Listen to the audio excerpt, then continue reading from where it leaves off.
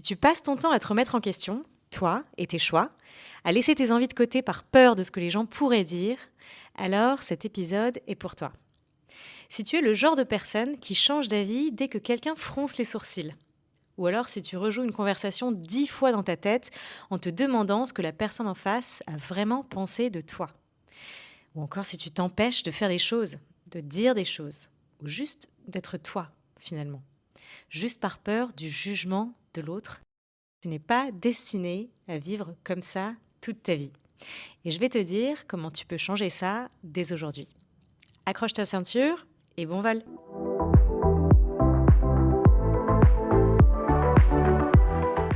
Tu connais certainement cette sensation d'être constamment observé, jugé, évalué, et même quand personne ne te demande rien. Et parfois même quand personne ne te dit rien, mais tu as quand même ce sentiment que les gens te jugent, qu'ils te regardent, tu vois. Et la question qui revient souvent en toi, c'est: qu'est-ce qu'ils vont penser de moi? Qu'est-ce qu'ils se disent sur moi? Mais qu'est-ce qu'on va dire de moi si je fais ça? Je vais te dire, il ne faut pas avoir honte d'avoir cette petite voix dans ta tête, parce que moi-même, je suis passée par là et je pense que tout le monde passe par là à un moment dans sa vie.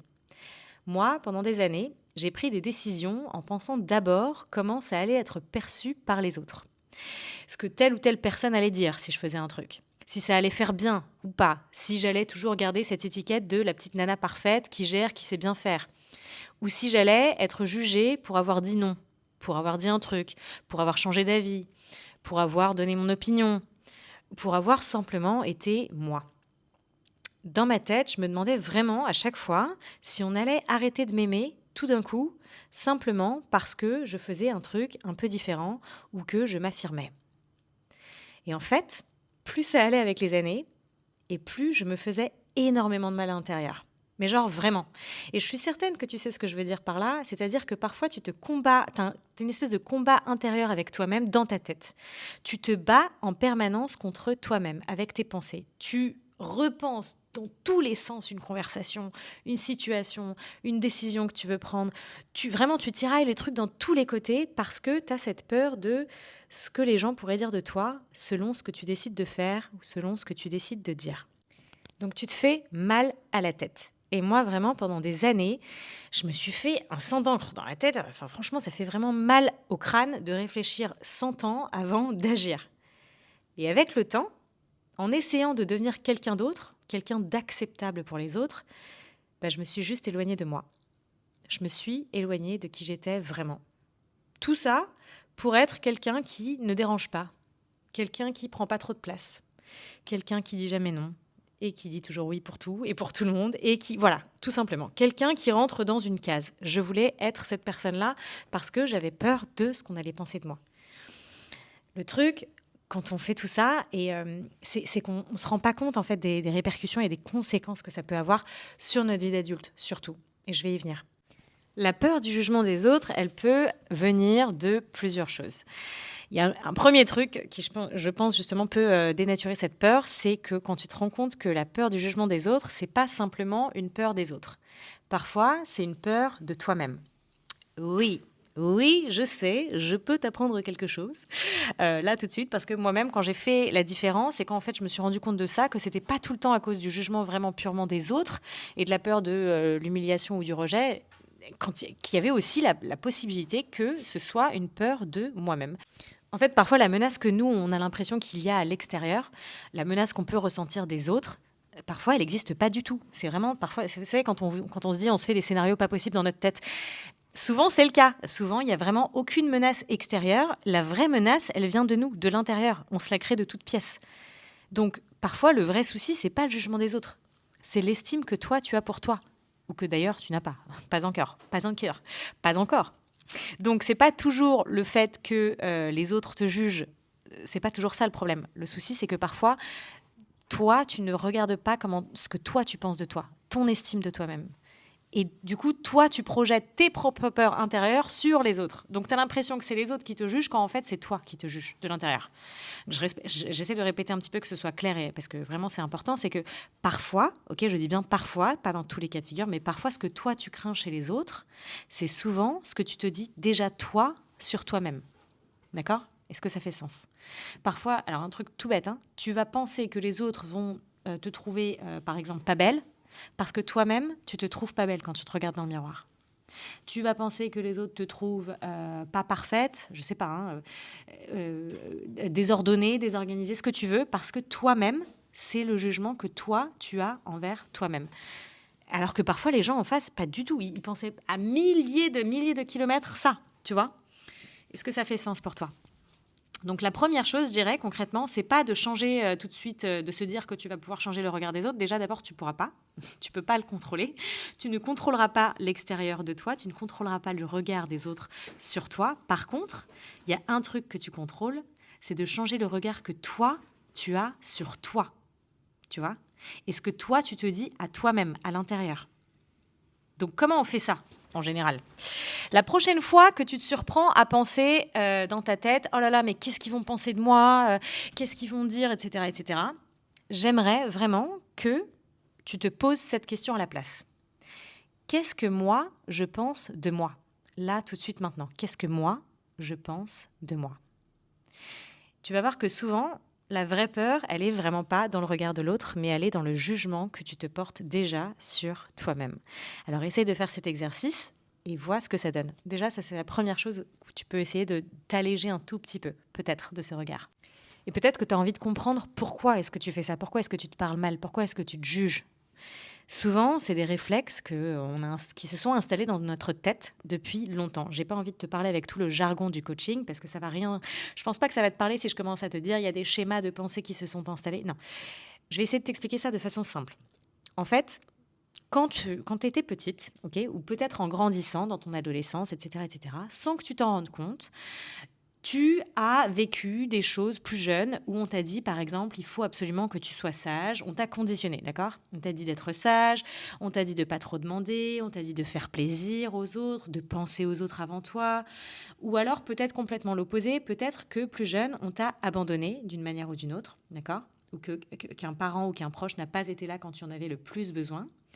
Et depuis, toi, ce que tu as essayé de faire en toi, c'est de prouver ta valeur au monde pour que les gens autour de toi restent, ou alors pour qu'ils te valident, pour qu'ils disent, toi, tu es une personne bien, on te valide, voilà, t'es pas rejeté, t'es aimé, t'es accepté par le groupe. D'accord? Donc, ce qui se passe, c'est que en pensant comme ça, dans ta tête, ton cerveau, il a enregistré qu'il faut que tu fasses tout le temps les choses bien. Du coup, tu te juges en permanence parce que, en fait, c'est comme si tu étais en permanence contre des standards que tu as emmagasiné depuis ton enfance. Donc, tu es tout le temps en train de te comparer face à ces standards qu'on t'a mis dans ta tête, qu'on t'a conditionné. Et tu grandis en pensant que si tu rentres pas dans ces standards-là, en grandissant, tu seras plus accepté, tu seras rejeté, tu seras abandonné encore une fois. Tu vois ou pas? Donc souvent, on se juge à cause de ça, à cause de ce qu'on nous a dit plus jeune, à cause de trucs qu'on nous a fait croire. Et on grandit vraiment en pensant que c'est que comme ça que la vie est faite, en fait. On pense que vraiment tout le monde pense pareil. C'est ça aussi le truc. C'est qu'on a l'impression que tout le monde a la même logique, tout le monde a les mêmes schémas de pensée, tout le monde a grandi de la même manière, alors que c'est complètement faux. Je vais vous dire un truc, en neurosciences, c'est ce qu'on nous montre aussi, c'est que chacun a une perception unique de la vie et des choses. Ce que toi, tu as dans ta tête, la façon dont toi, tu réfléchis, ta logique à toi, c'est pas la même que tes copains, tes copines. Non, pas du tout. Pas du tout. Et à partir du moment où tu comprends ça, c'est là où tu te dis, ah ouais, ok, donc en fait, ce qui se passe dans ma tête, c'est peut-être pas du tout ce qui se passe dans la tête des autres. Voilà. Il y a un truc qui est vrai aussi, c'est que souvent, la personne qui nous juge le plus, c'est nous-mêmes. Je dis pas que les gens vont pas juger autour, bien sûr, voilà, les gens jugent de toute façon, ok. Mais souvent, la personne qui te juge le plus et qui te fera le plus de mal, c'est toi. Voilà, c'est toi. Alors, évidemment, il n'y a pas que ça, en fait. La peur du jugement, c'est pas que un truc d'enfance ou un manque d'amour de toi, d'accord? Il y a parfois aussi des trucs beaucoup plus anciens que nous. Pendant des milliers d'années, être rejeté par un groupe, ça voulait dire littéralement mettre sa survie en danger. Donc là, je reviens vraiment dans les années, alors j'ai pas les années, mais vraiment avant, ok, peut-être même les australopithèques finalement, mais vraiment dans les tribes, en fait, dans les crews, purée, j'arrive plus à parler en français, mais voilà, dans les teams. Oh là là, c'est incroyable, je n'ai plus le mot. Bon, c'est pas grave. J'espère que vous avez compris ce que je veux dire. Mais voilà, pendant des années, dans tous ces groupes-là de personnes, d'humains, ok, être rejeté par un groupe, ça voulait dire mettre sa survie en danger. Parce que quand tu es rejeté d'un groupe et que tu es seul dans la nature et que tu dois te battre pour survivre finalement face aux animaux par exemple de la nature, si toi tu es seul, tu es en danger. Voilà. Donc être rejeté, ça revenait jusque-là. Donc ce qui s'est passé il y a des milliers d'années, d'accord, c'est encore dans notre cerveau. Notre cerveau, il n'a pas inventé cette peur pour nous embêter. D'accord, cet instinct de survie, c'est ce qui a toujours été dans notre cerveau depuis très longtemps, à la base. Okay, c'était pour nous protéger. Sauf qu'aujourd'hui, en 2026, le danger d'être rejeté et d'être seul pour sa survie, pour vraiment survivre de façon sa vie, quoi, sauver sa vie, okay, ça n'existe presque plus jamais vraiment. On est d'accord ou pas? Si tu es rejeté demain par un groupe de copines, ta vie ne s'arrête pas. Oui ou non? Le bison futé ne va pas sortir de son buisson pour venir t'attaquer. D'accord? Alors, du coup, ce qui fait qu'en fait, notre cerveau et notre façon de penser, il continue de réagir de la même façon que ce qu'il a appris il y a des milliers d'années, d'accord? Parce que c'est notre instinct de survie, c'est comme ça qu'on a appris. En fait, l'évolution génétique, elle ne s'efface pas juste en quelques générations. En fait, je vais essayer de t'expliquer. Pourquoi est-ce que cet instinct-là, qu'on a à l'intérieur de nous, il est encore là aujourd'hui, alors que le vrai danger qu'il y avait avant, il a quasiment disparu? C'est parce que notre cerveau, il évolue hyper lentement. D'accord? C'est comme si vraiment, beaucoup plus lentement que le monde autour de nous. Le monde, il a changé en plusieurs milliers d'années, en quelques générations. Le cerveau, par contre, il n'a pas eu le temps de suivre. C'est un peu comme ça, d'accord? Du coup, le cerveau, il continue de réagir avec les mêmes vieux réflexes que les hommes préhistoriques avaient besoin d'avoir pour survivre, même si aujourd'hui, en 2026, ces réflexes-là, ils ne servent plus vraiment à grand-chose, parce que les dangers ne sont plus les mêmes. C'est plus à la même hauteur, c'est plus à la même échelle. Donc, il se pourrait bien parfois que ton stress, que ton cerveau t'envoie, soit présent pour te protéger très fort d'un danger qui n'existe qui n'existe plus. C'est pour ça que c'est important parfois de reconnaître son stress, de pouvoir hacker son système nerveux, son cerveau, de pouvoir vraiment s'apaiser. C'est pour ça qu'il y a énormément d'outils aujourd'hui qui permettent de revenir à soi, de revenir à son cerveau, de l'apaiser tout simplement. C'est comme si on apaisait son cœur, on apaisait son corps, on apaisait sa tête, tout simplement pour dire mais en fait tout va bien, tu respires, tu reviens au moment présent. Et là, je pense par exemple à la méditation ou au breathwork. C'est exactement ce type d'outils qui permettent de remettre le cerveau à jour en fait, tout simplement. On remet le cerveau à jour. Voilà. Bon, j'ai pas envie de m'égarer plus longtemps dans cette histoire de la peur du jugement des autres. Il y a un autre truc à comprendre, c'est que tu ne peux jamais contrôler ce que les autres pensent de toi, même si tu fais tout super bien. D'accord? Et plus tu essayes de plaire à Pierre, Paul, Jacques, en fait, plus tu t'épuises. Je vais te donner un exemple tout bête. Si demain, tu envoies un message à quelqu'un et que la réponse met du temps à venir, ce qui va se passer dans ta tête souvent, c'est que tu t'emballes. Tu te dis ah, la personne est complètement fâchée contre moi, j'ai dû dire un truc de travers. Tu relis ton message 10 fois pour comprendre ce que tu as mal formulé. Tu te dis que tu aurais dû mettre un emoji ou tu n'aurais pas dû en mettre un. Bref, voilà. En fait, la vérité, la plupart du temps, c'est juste que la personne, soit elle n'avait pas le temps de répondre, soit elle n'avait pas son téléphone sur elle, soit... Bref, c'est tout. Il n'y a pas forcément une grosse histoire derrière, d'accord? Alors, la prochaine fois que tu commences à te faire des films dans ta tête, je voudrais que tu te dises une phrase toute simple. C'est celle-là. Je ne sais pas ce qui se passe dans leur vie ou dans la vie de cette personne. Je ne connais pas ses pensées. Je ne connais que les miennes. Je ne sais pas ce qu'il se passe dans la vie de cette personne. Je ne connais pas ses pensées. Je ne connais que les miennes. Essaye de répéter ça et tu vas voir, souvent elle coupe court à 90% des scénarios qu'on s'invente pour rien. D'accord? Parce que souvent, on se fait tout simplement des films dans sa tête et on se fait du mal à soi-même. Ok? La dernière chose, troisième et dernière chose que j'ai vraiment envie d'évoquer dans ce podcast, c'est que il faut que tu t'arrêtes de t'excuser pour des trucs qui n'ont pas besoin d'excuses. D'accord? Quand on a peur du jugement des autres, on s'excuse en permanence. Et la plupart du temps, pour les trucs, on n'a pas besoin de s'excuser. Par exemple, quand tu vas dire non pour un truc, pourquoi est-ce que tu dois dire non, désolé, non, pardon, non, mais je... Non. Savoir dire non sans passer 5 minutes à se justifier après. Changer d'avis sans avoir besoin de te défendre.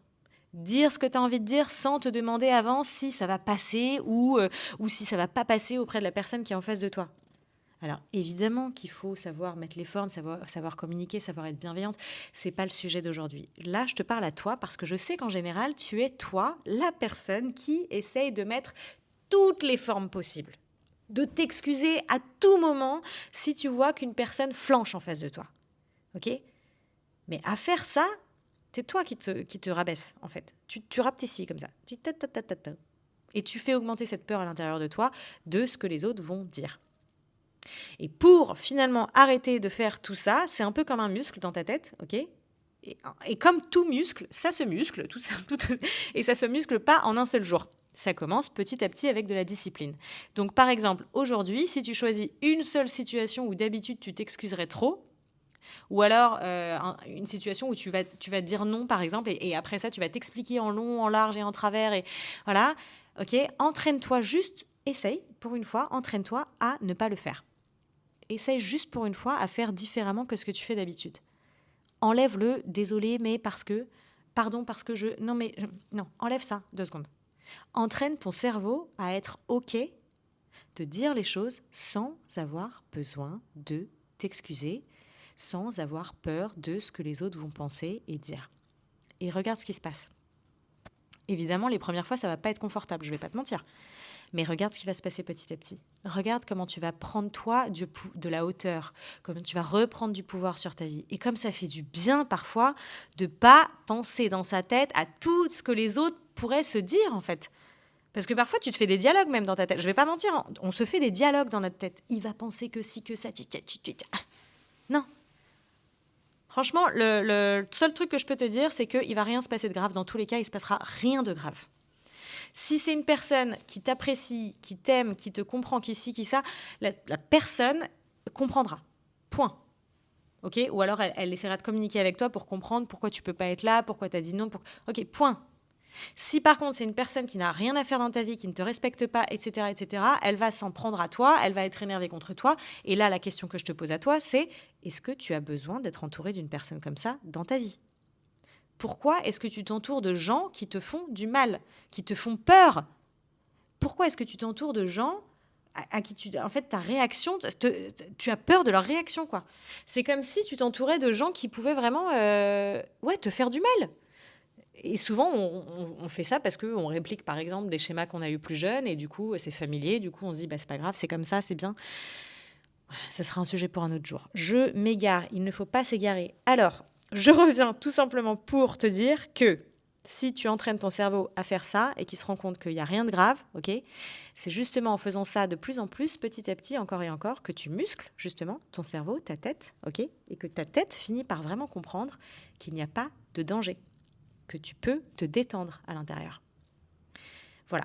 Donc ça, c'est les quelques petits trucs que tu peux déjà prendre conscience et mettre en place dès aujourd'hui, d'accord ? Donc vraiment, regarder d'abord ton propre jugement intérieur avant celui des autres, te rappeler que tu ne sais jamais vraiment ce qu'ils pensent dans leur tête, et vraiment arrêter de t'excuser d'exister, tout simplement. Donc tous ces trucs-là, j'espère qu'ils t'aideront à gérer la situation à partir de maintenant, et pour maintenant et le futur, quand tu vas commencer à avoir cette peur du regard des autres qui te prend aux tripes. Okay ? Tous ces trucs-là que je t'ai dit aujourd'hui dans cet épisode, ça ne va pas faire disparaître complètement ta peur, okay ? Parce que souvent, cette peur, encore une fois, elle vient vraiment de très loin. Okay ? Et que ce soit lié à l'enfance ou cette peur qui revient vraiment à des milliers d'années, donc c'est vraiment la façon dont ton cerveau il est câblé. Okay ? Donc ça, c'est vraiment un travail beaucoup plus profond. Là, moi, ce que je t'ai donné dans cet épisode, c'est les premiers petits tips que tu peux mettre en place et voir comment tu te sens. Si tu as envie d'aller encore plus loin et que tu veux changer pour de bon ce genre de comportement que tu as, ne plus avoir peur du regard des autres et vraiment assumer ta vie, reprendre ton pouvoir complètement et sentir en fait ce que ça fait que d'avoir complètement confiance en toi, qu'importe ce que les autres disent. Tu sais ce que ça veut dire, une vie où tu as vraiment pleinement le pouvoir ? C'est une vie où tu te sens toi, c'est une vie où tu te sens bien, c'est une vie où tu fais ce que tu veux. Et je te rappelle qu'on n'a qu'une seule vie. Cette vie, c'est la tienne. Alors prends-en soin. Et si tu veux vraiment aller plus loin, n'hésite pas à m'écrire sur Instagram. Envoie-moi le mot coaching et on pourra avoir un appel découverte ensemble, 30 minutes, simplement pour voir quel challenge tu as, quelles sont les choses que tu traverses aujourd'hui, qu'est-ce que tu veux changer, quelle est la transformation que tu veux voir opérer dans ta vie. Comment tu veux te sentir dans tes baskets au quotidien ? OK? On pourra parler de tout ça et à la suite de cette petite conversation ensemble, je pourrai voir si le coaching est fait pour toi ou non. Parce que le coaching n'est pas pour tout le monde. Le coaching, il est vraiment fait pour les personnes qui sont prêtes à se transformer. Voilà, n'hésite pas à m'écrire. En tout cas, merci d'avoir écouté jusqu'au bout. Prends bien soin de toi et je te dis à très vite pour le prochain épisode.